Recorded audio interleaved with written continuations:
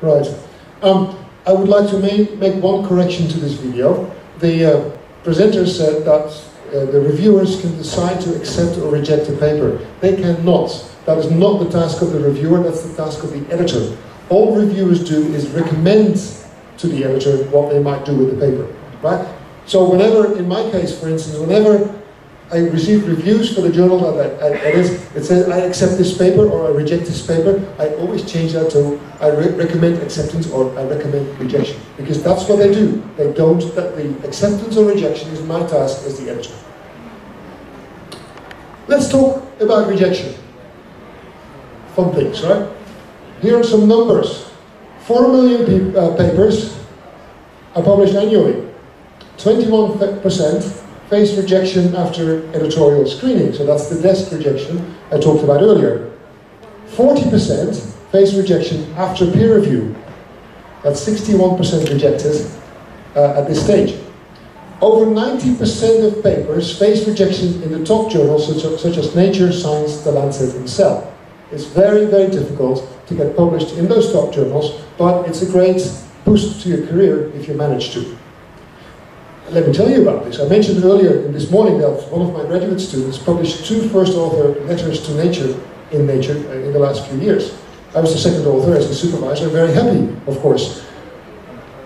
This guy, he graduated a year and a half ago from Peking University, and because he had 2 first author letters in Nature, he was offered a senior position at an institution in China. At the Chinese Academy of Sciences, they have 17 ranks, academic ranks. Number 1 being chair professor, very senior, and number 17 being the lowest rank, of course. He got offered a position at level 5. Within the Chinese Academy of Sciences, the top 5 levels are full professor positions. So this guy got a full professorship straight out of a PhD. This is amazing. I think this can only happen in China, actually. Now, then the other funny thing is, so he went to this institution, it's called Purple Mountain Observatory in the city of Nanjing. And he did well for half a year, but he was looking for a position abroad so he could get international experience in science before returning to China at a later time. So it took a little bit of time. He did manage to get an independent research fellowship at Macquarie University in Australia, in Sydney. He's there now. But in order to go down there, he could not retain his position in China. He is now a postdoc, but earlier he was a full professor. So this is kind of interesting how that works. Now this guy is very good. He's become a good friend over the years. We collaborate a lot, and I think that he should have no problems whatsoever finding a faculty position when he wants to come back to China. But so this is quite an interesting anecdote, but this shows you how much importance institutions assign to articles in the top journals, like Nature in this particular case.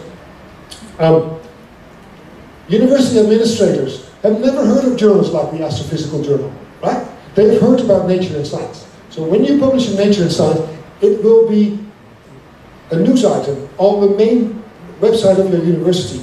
They only care about those journals. They don't care about the smaller journals. 5 to 10% of first submissions get accepted by the top journals, usually pending some revision. And over the past decade alone, the rejection rates, that's the number of papers rejected versus the number of total papers submitted, has increased by a factor of more than 10, just over the last decade. So rejection is something that happens to everyone, but it's not necessarily anything to be sad about. So why might you be rejected? Why might your submission be rejected? Well, during editorial screening, the desk rejection, the most important reasons why papers get rejected are plagiarism. Plagiarism is, of course, using someone's words or ideas without attribution, sometimes literally. If you want to use someone's words literally, put them in quotes. Right? That's the standard way of doing it. Don't do it for whole paragraphs. If you do it for not more than a sentence or 2. Self-plagiarism is something that we have to consider as well. You cannot literally copy and paste text from a previous paper that you wrote into your new paper. That's called self-plagiarism. It's also considered an ethical breach. It's not necessarily as bad as, stealing, copying from someone else. The reason is that you need to rewrite your science in new words. There is a legal reason as well, because if you copy and paste text from a previous paper that was possibly published by another publisher, you commit a copyright infraction, because the previous publisher will have the copyright on your text. So that's self-plagiarism is often found as a reason for rejection, more and more so these days. And the reason that it's more and more found as a reason of rejection is that these days almost all submissions to the main journals get fed through some electronic plagiarism check. There are companies out there called, for instance, Authenticate, and a number of other companies that check your new submission against a large database of academic papers they hold in their database to see if there is too much overlap. It happened to me a few years ago. One of my students had written a paper, and he was Chinese, and so towards the end, when we were happy with the science, I went through the paper to do a language pass in English, right, to make sure that the language was fine.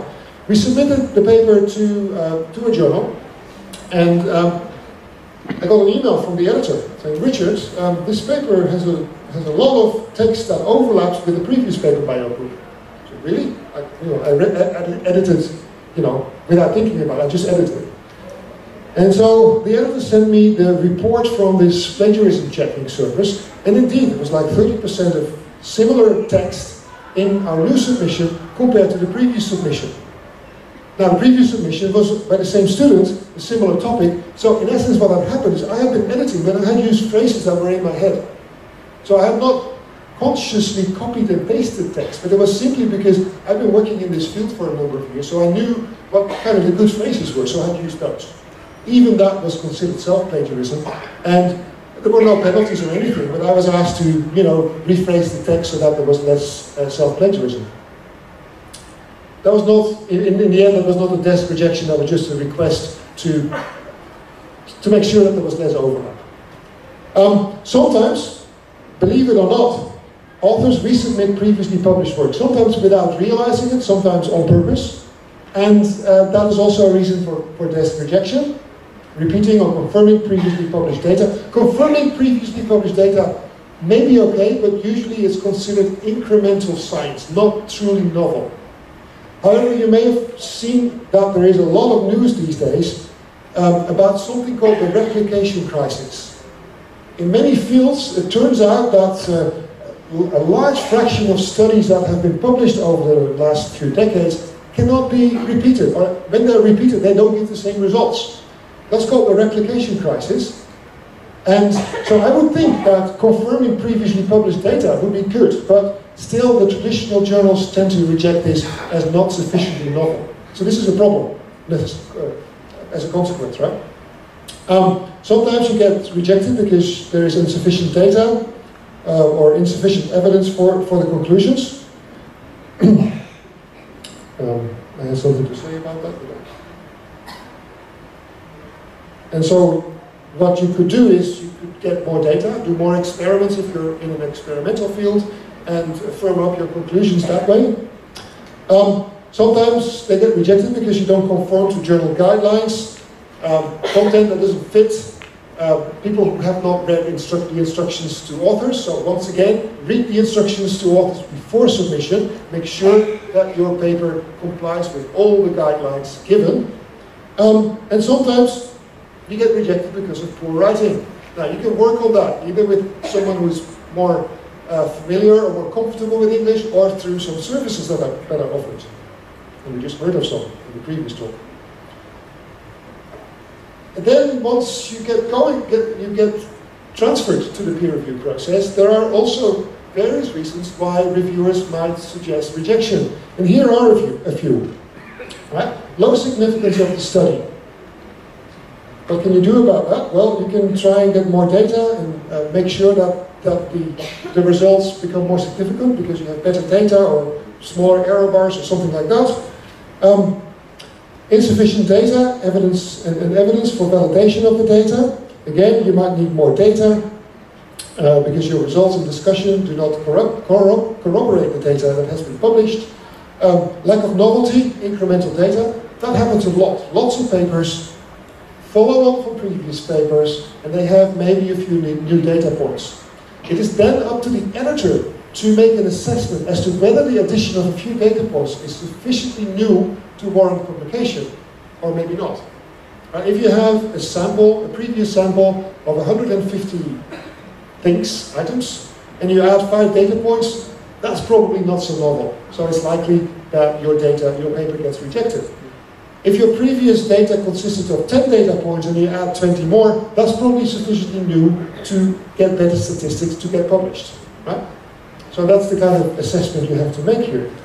And then sometimes people simply don't use the proper terminology appropriate for the field. I saw that recently. We had a paper submitted to our journal, the Astrophysical Journal Letters, that was in the field of astrochemistry. So that's in essence chemical reactions in outer space. And the chemistry, the experiments were done in the lab. And these guys were chemists, and they knew perfectly well how to do the chemistry experiments, perfectly fine, actually very good experiments. I sent the paper off for peer review, and it came back with the comment, chemistry is fine, the astrophysics is completely wrong. Because they don't use the right terms, and they don't know what they're talking about. So that falls in this final category. In rejection letters, it's maybe not phrased in the way I was just talking about, because rejection letters tend to be a bit nicer, a bit more polite. So they might say that the paper is repetitive, not very original, the study object is insignificant, the topic is irrelevant. Sounds quite harsh, doesn't it? The methods mentioned are unclear, the interest is not so high for the readership, not generalizable, literature review is outdated, and inappropriate instrumentation. You can do something about all of these things before you submit the paper. You're going to get these slides later this week by email. There's access to them. If you keep this list in mind and then look at your paper next time you're ready to submit the paper, you can make sure that none of these apply to your paper. Right? This is easy.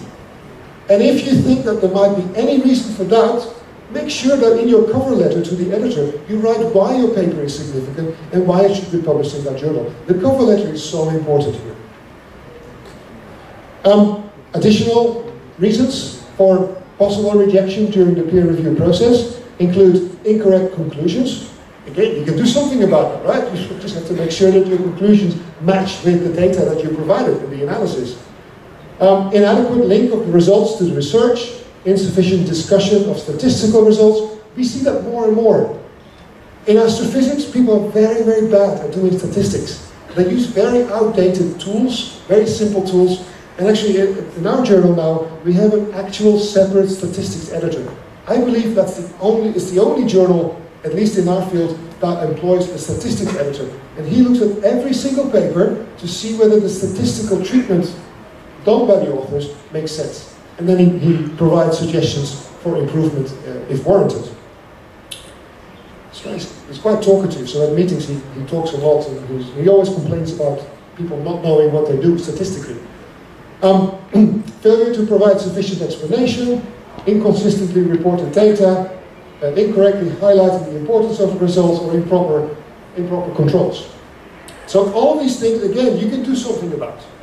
Now, it may well be that if by addressing all of these issues and the ones on the previous slide, you run out of space in your paper.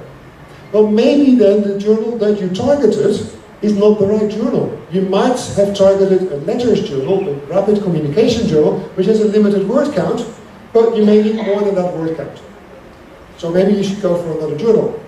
Alternatively, in many letters journals, allow you to write a certain length of paper, 2,500 words, 3,500 words, and add supplementary materials online. So a lot of the technical detail that go in response to these reasons for rejection can go in your supplementary information online. It's like an appendix. So what do journals actually look for? Journal editors evaluate the overall combination of subject matter, methodology, theory, and contribution. So all of that, not just one of them.